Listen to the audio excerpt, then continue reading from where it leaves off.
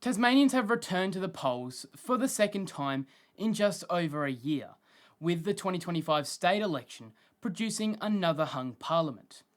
As vote counting continues, the state remains in political limbo, with neither major party securing a clear path to majority government. Tonight, we look at what led to the election, the results so far, and the negotiations underway to determine who will govern Tasmania's future.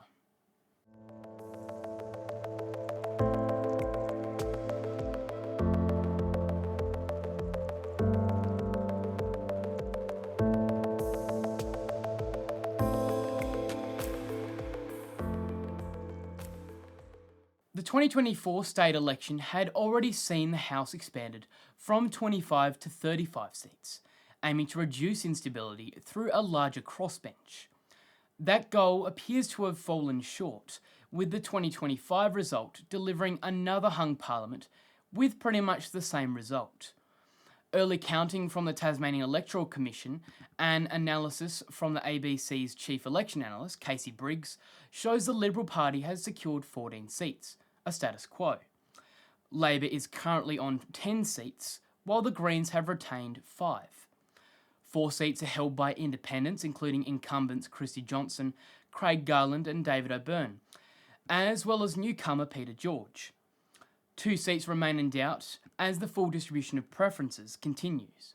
However, at the time of counting, the seat of Lyons has Shooters Fisher's Farmers candidate, Carlo De Falco, seems likely to win, while the 7th seat in Bass remains a complete toss-up. The vote indicates a swing towards the Liberals, with a primary vote of 39.9%, up more than 3 percentage points from last year.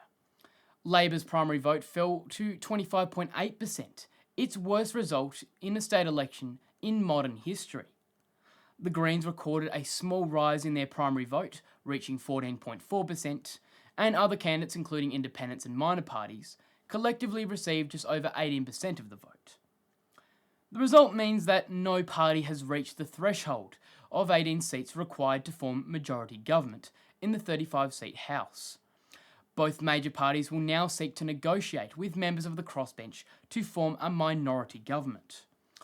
Following election night, Premier Jeremy Rockliff stated he will meet with Tasmania's governor to advise that he intends to recommission his government with crossbench support.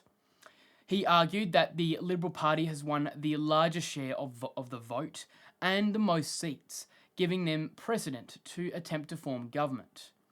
Mr Rockliff also called publicly on Dean Winter to concede defeat, stating the election result gave the Liberals a clear mandate to continue governing.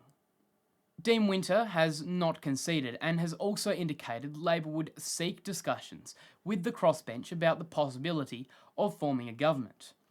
Speaking after election night, Mr Winter stated that the result was evidence the people of Tasmania had rejected Jeremy Rockliff's leadership and that the Liberals had failed to build trust with the community. He emphasised that negotiations would take place respectively and without preconditions. According to political analysis published by The Conversation, the 3 independents, Johnson, O'Byrne and Garland, will likely determine which party can successfully form a minority government. All 3 have expressed cautious approaches to negotiations, with an emphasis on transparency, stability and policy commitments. None has committed to support either major party at this stage. While both the Liberals and Labor support key infrastructure projects, such as the proposed Macquarie Point AFL Stadium, many independents and Green candidates campaigned against the project, citing concerns about cost, community priorities and environmental impacts. Debate around the stadium was one of the several issues that dominated the campaign period. Others include the state's debt levels, health system pressures, housing affordability, and the future of forestry and aquaculture. The state's growing debt profile was a key point of contention during the campaign. Federal Treasurer Jim Chalmers, visiting Tasmania during the campaign, criticised the Liberal state government for presiding over what he called wasteful spending and record deficits. The Rockliff government defended its economic management, stating that increased spending was necessary to meet infrastructure needs and manage post-COVID recovery. Voter sentiment throughout the campaign showed signs of fatigue, with repeated elections and a perceived lack of stable leadership. A recent YouGov poll conducted shortly before Election Day indicated that 38% of voters preferred Dean Winter to become Premier in the event of another hung parliament, compared to 34% for Jeremy Rockliff. The same poll showed that more than 70% of respondents believed Tasmania needed more political stability. With 2 seats still to be declared and negotiations ongoing, the situation remains fluid. The Electoral Commission has stated that the final declaration of results may take up to 2 weeks, as full preference distributions are completed in each of the 5 multi-member electorates under Tasmania's Hare-Clark system. Political observers have noted that this election has resulted in an outcome strikingly similar to that of 2024, despite the events that led to the state's return to the polls.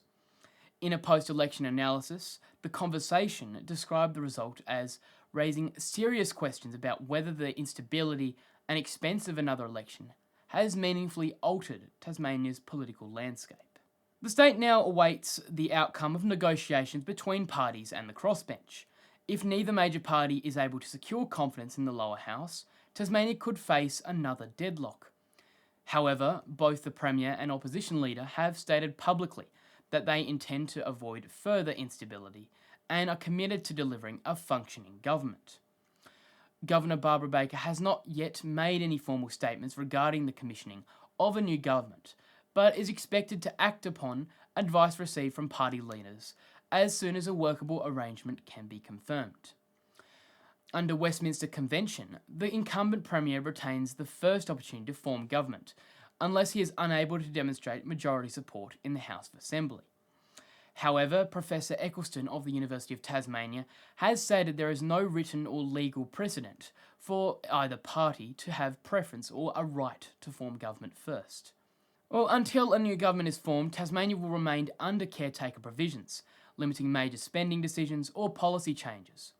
The public service will continue to operate, but without an executive government in full capacity. No new legislation can be introduced or debated. An emergency bill last month passed to ensure that public service workers remain funded until a new budget is passed through. This election, like the one before it, has highlighted the challenges of governing under Tasmania's electoral system, when neither party can consistently command a majority. With growing numbers of independents and minor party members being elected, the traditional two-party dynamic continues to be reshaped. As Tasmania awaits outcome of post-election negotiations, the focus now turns to whether the next government, whichever party forms it, can deliver the stability, policy certainty, and leadership that many Tasmanians say they are seeking. The final outcome of the 2025 election may not be known for days. What is clear is that the state's political future remains uncertain, with both major parties facing the same challenge, building trust with voters and securing the support they need to govern. In addition, the proposed Macquarie Point Stadium remains in limbo, as much of the roadblock has occurred in the upper house rather than the lower assembly, with at least 3 to 4 independents holding out. We'll continue to monitor developments closely. Thank you for watching this video. If you've enjoyed our content, consider subscribing and ringing the bell so you can keep in the loop regarding the important news stories from the world and around Australia. We're pleased to announce the release of our 9th edition of the Snapshots newspaper. This edition highlights significant global headlines as well as major news from Australia and beyond. You can access it down below in the link for free. Lastly, I'd like to thank our regular supporters and the team for making this video possible. Your support is crucial, and if you'd like to help, consider buying us a coffee, our merchandise, or purchasing a premium membership. Before I close, I'd like to state that we've been quite busy with internal reform and changes to both improve our content and also to train some of our new team. I'll talk more about some of the stuff that's been happening and why we've been away from making these videos recently. But regardless, I'm Hare-Clark, thank you for watching, and I'll see you in the next video.